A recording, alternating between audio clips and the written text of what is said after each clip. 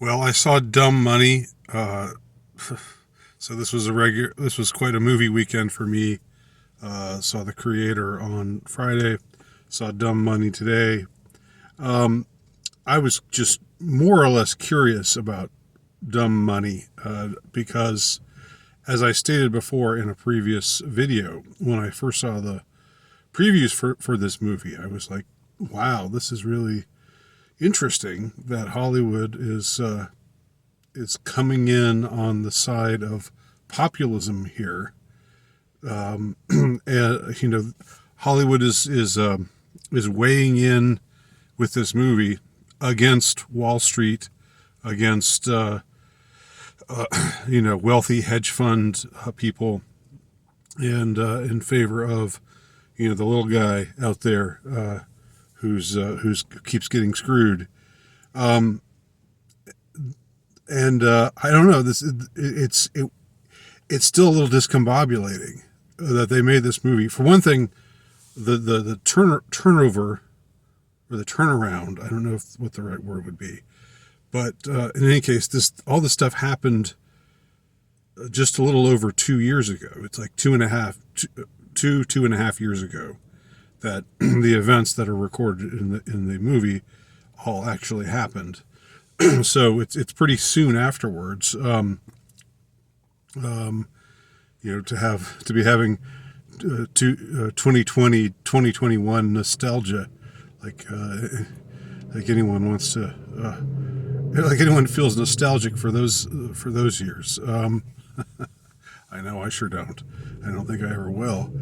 But anyway, that alone is curious. The fact that they have weighed in on the side of the Wall Street bets people is also interesting to me, just because I can well remember when all this was going down, when the Wall Street bets thing was happening, and there was this movement to put money to drive up the stock of GameStop because wealthy hedge fund people were shorting it.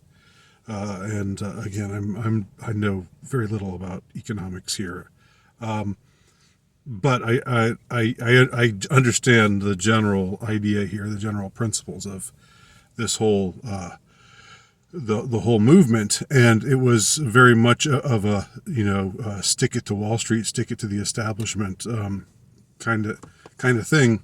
But the way that it got portrayed by the mainstream media at the time, and I'm remembering this quite quite explicitly, was that Wall Street Bets was like a 4chan type of group, like a bunch of miscreants, who have some kind of alt-rightish tendencies and are anti-Semitic and racist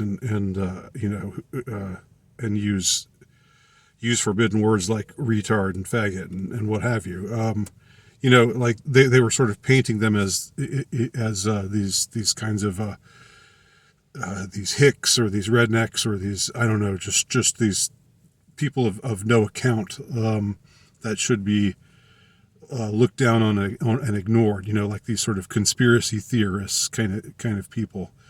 The way that the mainstream media has attempted to paint dissident, like truly dissident groups for the last 6 or 7 years, generally, ever since the mainstream media just got frightened out of its mind because of the election of Trump. This is the way they've behaved. This is the way that they have tended to portray reality.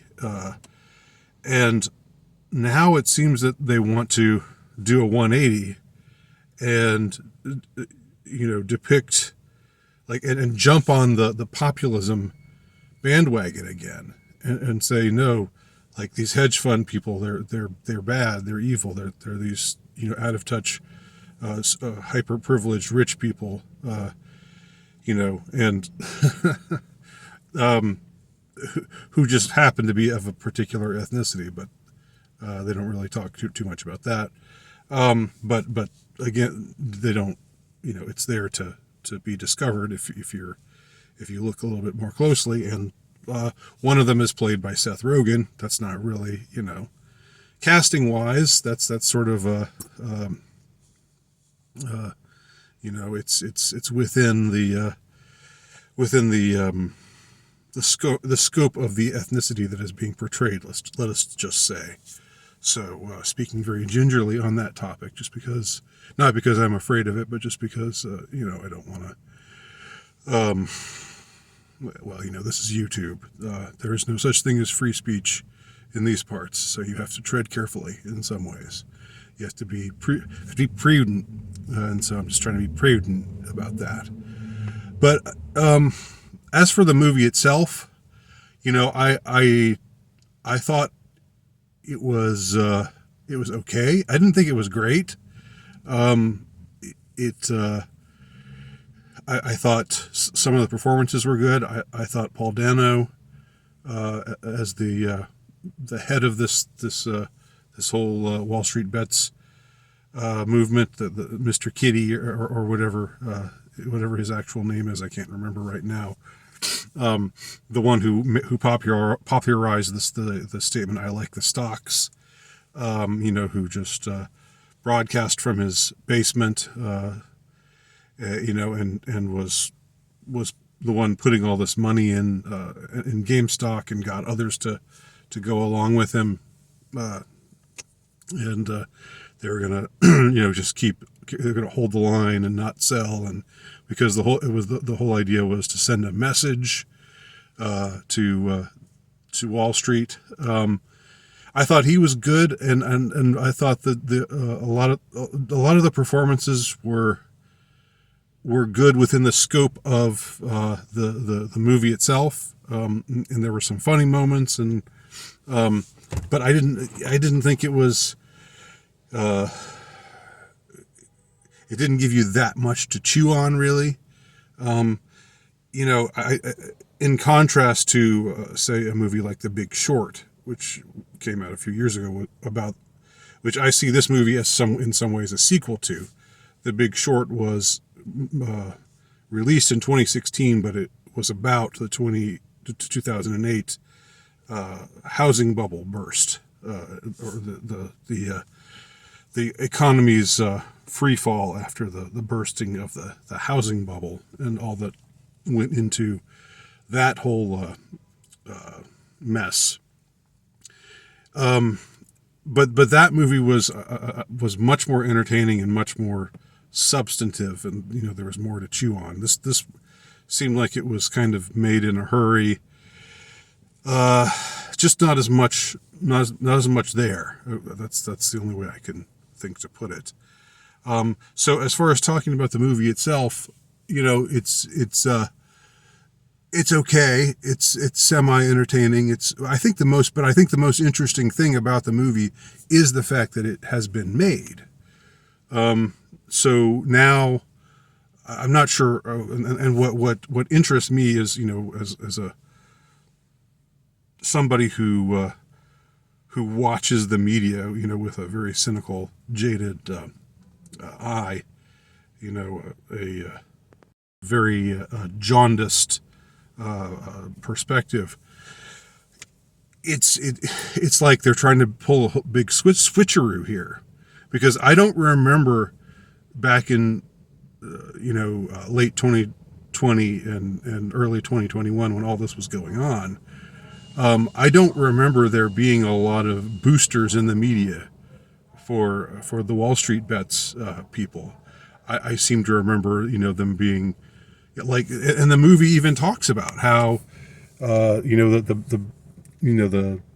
power block came for these people, and they made it so that they fixed it so that that Robinhood, the online group that provided regular people the ability to buy or sell stock online, they showed how they got their arm twisted Eventually, after the stock for GameStop went way, way, way, way up, and the hedge funds were really hurting, they showed how their arms got twisted essentially, and they made it so that you couldn't buy any more stock. You could only sell the stock that you had in GameStop, and the travesty that amounted to. I mean, and they also showed how Paul Dano's character, how Mr. Kitty, got how his group got kicked off of Reddit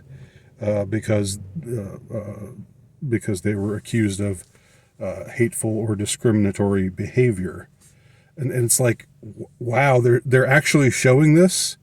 They're actually showing people, the establishment coming after people unfairly and deplatforming them, and accusing them of things like hate what have you, of racism and anti-Semitism and so forth, and they're showing this to be a bad thing.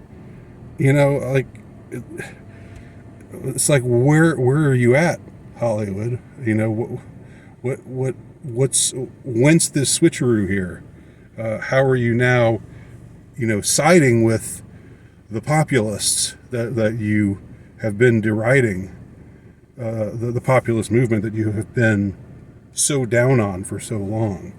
This seems like a really big switcheroo to pull. So I guess what I'm saying here isn't all that different from what I was saying when I first saw the ads for the movie, because the movie itself isn't all that revelatory. Like I said, it's okay. It's passable. It's diverting. It's not great. But the most interesting thing about it is the fact that it was made at all. And now there's an effort for them to reclaim, for the Hollywood elites to try to reclaim the populist angle again, and say, no, we're with you, downtrodden middle America, struggling working man and woman. We're with you. We don't think you're a bunch of racist, sexist, homophobic, what have yous. We're down with you. Like, where were you 2 years ago? And why this change? That's that's the biggest question that I have in my mind after watching this movie. Whence this change? Anybody with any ideas? I'm open. I'm all ears. I'd love to hear what y'all have to say about this. Thanks for watching.